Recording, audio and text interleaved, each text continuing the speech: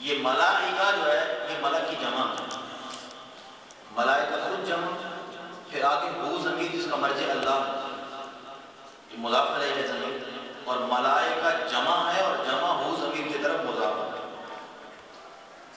اور اصول اور قاعدہ یہ ہے کہ جب جمع ضمیر کی طرف مضاف ہو تو اس میں استغراق کا معنی ہوتا ہے، عمومیت کا معنی ہوتا ہے۔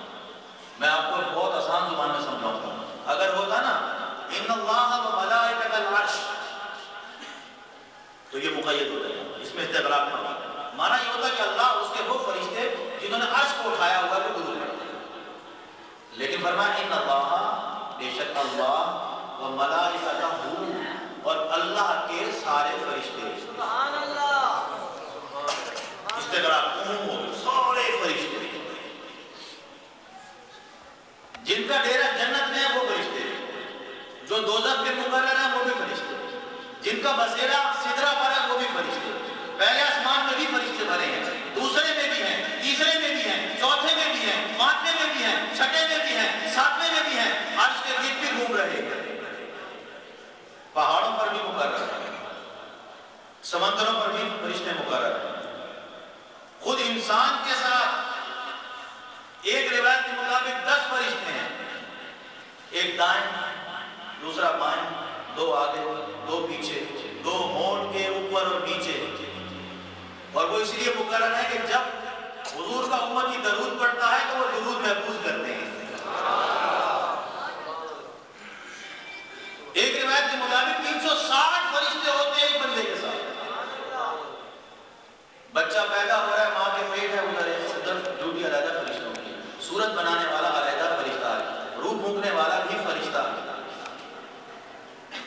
جان نکالنے والا بھی فرشتہ ہے، جان دینے والا بھی فرشتہ ہے، نیکیاں بدیاں لکھنے والا بھی فرشتہ ہے، کتنے فرشتے ہیں۔ حضرت عائشہ رضی اللہ تعالیٰ عنہ سے روایت فرماتی ہیں آسمانوں میں 4 انگل بھی جگہ اتنی، 4 انگل بھی ایسی جگہ نہیں ہے جہاں کوئی فرشتہ سربت سجود نہ ہو۔ اور ایک روایت میں اللہ تعالیٰ نے مخلوقات کے 10 حصے بنائے ہیں، 10 حصے، ان میں سے 9 حصے فرشتے ہیں۔ کتنے حصے؟ یہ جنات، انسان، حیوانات، نباتات، عرش، کرسی، لوح قلم، جنت، دوزخ، پہاڑ، دریا، یہ جتنی بھی مخلوقات ہیں یہ ایک حصہ ہے، اور ان کے مقابلے باقی 9 حصے فرشتے ہی فرشتے ہیں۔ میرے نبی صلی اللہ علیہ وسلم نے فرمایا، کعب احبار رضی اللہ عنہ نے فرمایا 70,000 فرشتے صبح نبی کے روزے پر آتے ہیں، عصر تک رہتے ہیں، اور شام جب ہو جاتی ہے عصر کا وقت ہوتا ہے تو 70,000 کی جماعت دوسری آتی ہے، جو صبح آئے تھے وہ شام کو واپس چلے جاتے ہیں، جو شام کو آئے تھے وہ صبح تک رہتے ہیں، صبح آئے تھے شام تک رہ کر کیا کیا، جو شام کو آئے تھے صبح تک رہ کر کیا کیا۔ حدیث شریف میں ہے کہ اپنے پر سے نبی کے روضے کی جھاڑو دیتے ہیں اور درود و سلام پیش کرتے ہیں۔ بات جو بتانی ہے وہ کثرت ملائکہ کے حوالے سے ہے، جو ایک مرتبہ کعب احبار رضی اللہ عنہ فرماتے ہیں جو ایک مرتبہ جماعت فرشتوں کی نبی کے روضے پر حاضری دے دیتی ہے، قیامت تک دوبارہ ان کو حاضری کی اجازت نہیں ہے۔ اب یہ سلسلہ چل رہا ہے، قیامت تک چلے گا، کتنے فرشتے ہوں گے؟ قیامت تک چلے گا۔ سرکار نے فرمایا جب قیامت برپا ہوگی میں اپنے روضہ انور سے نکلوں گا تو 70,000 فرشتوں کی جھلمٹ میں نکلوں گا، تو وہ قیامت تک یہ گروہ جماعت باقی رہے گی اور سلسلہ درود و سلام کا چلتا رہے گا، تو اندازہ لگائیں کتنے فرشتے ہیں۔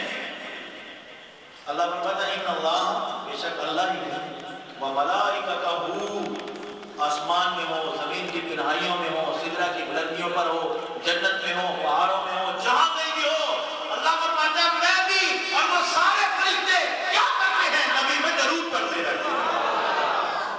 اندازہ لگایا سارے فرشتے درود پڑھتے ہیں۔ چلیے آگے تھوڑی سی، میں تو ابھی صرف آیتوں کا تھوڑا سا ترجمہ کر رہا ہوں خلاصے کے طور پر، آگے چلیں؟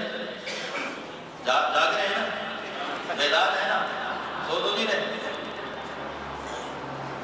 یصلون، اس آیت کا اگلا لفظ کیا ہے؟ یصلون، یصلون مضارع، اور آپ کو پتا ہے کہ ان اللہ جملہ اسمیہ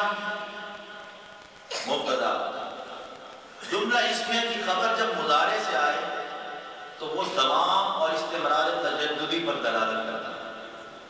معنی یہ بنتا ہے ان اللہ و ملائکتہ یصلون، اللہ اور اس کے فرشتے ماضی میں فقط درود نہیں پڑھتے، اس وقت فقط نہیں پڑھ رہے یا آئندہ پڑھیں گے، یہ نہیں، ماضی کا زمانہ ہو، حال ہو، مستقبل ہو، اللہ اور اس کے فرشتے ہمیشہ سے ہمیشہ تک درود پڑھتے رہتے ہیں۔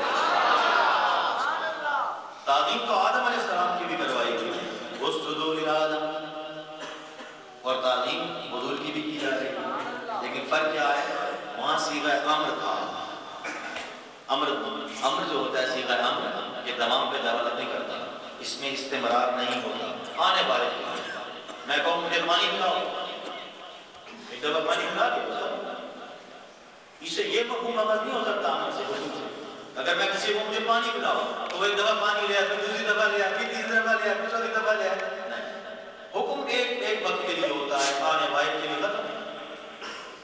آدم علیہ السلام کی تعظیم کروائی تو فرمایا اسجدوا، امر کا صیغہ ہے، اے فرشتوں آدم کو سجدہ کرو، ایک سجدہ کرو، سر اٹھاؤ، چلو اپنے کام پہ لگ جاؤ، ہو گئی تعظیم۔ اور جب مصطفیٰ کی باری آئی فرمایا یصلون، وہاں فقط فرشتوں سے تعظیم کرائی، وہ بھی ایک دفعہ، وہ بھی آنے واحد کے لیے، آنے واحد کے لیے۔ اور جب مصطفیٰ کی تعظیم کی باری آئی فرمایا فرشتوں صرف تم نہیں، یہ کام میں بھی کروں گا اور ہمیشہ سے ہمیشہ تک ہوتا رہے گا۔